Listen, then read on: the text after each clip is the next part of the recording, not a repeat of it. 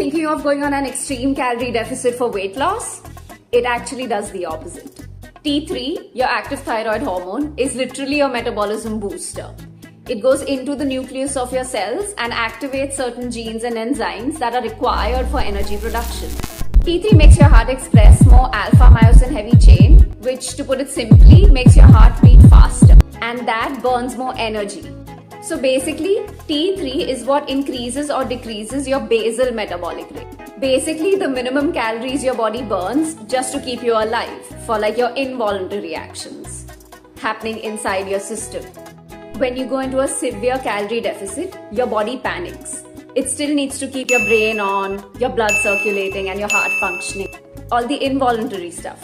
So it activates deiodinase 3, which is an enzyme that converts T4 to reverse T3 instead of T3. For all biochemistry nerds out there, what happens is that an iodine atom from the inner ring of your T4 molecule gets thrown out instead of from the outer ring. So now you have a finite number of T4 molecules floating around in your body, and instead of making T3, it resorts to making rT3. So there's not enough T4 left to make enough T3 that your body requires. Now reverse T3 goes and gets attached to the T3 receptors on your cells. Oops. It doesn't activate them, but it's sort of like a fake key sitting in a lock. And this prevents T3 from turning on energy production, which basically then slows down your metabolic rate.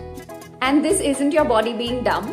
It's basically just a survival mechanism for the times when somebody is sick or starved and the body needs to save energy. So then it slows down the involuntary actions happening so that you can have energy, enough energy to move around and do your voluntary stuff.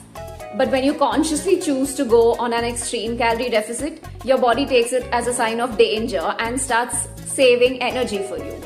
Also, not enough T3, your thyroid gets wrecked. And that eventually makes you feel cold, tired, and frustrated that your weight loss journey has now stalled. So how much of a calorie deficit is actually safe? Most experts recommend no more than 300 to 500 kilocalories of a deficit a day. This creates a steady weight loss, especially if you're on a normal carb-friendly diet. And T3 isn't only about metabolism. It regulates muscle function, digestion, heart health, and even blood pressure. So since an extreme calorie deficit reduces T3 production, it can lead to hypothyroidism, which means weight gain. So instead of starving yourself, aim for a moderate deficit. And keep your protein and micronutrients up and let your body work with you, not against you. And if you found this video helpful, don't forget to like, share, comment, and save, and send it to somebody who really needs to know this. And if you have any particular topic in your mind that you want me to address related to health or fitness, feel free to drop it in the comment section below.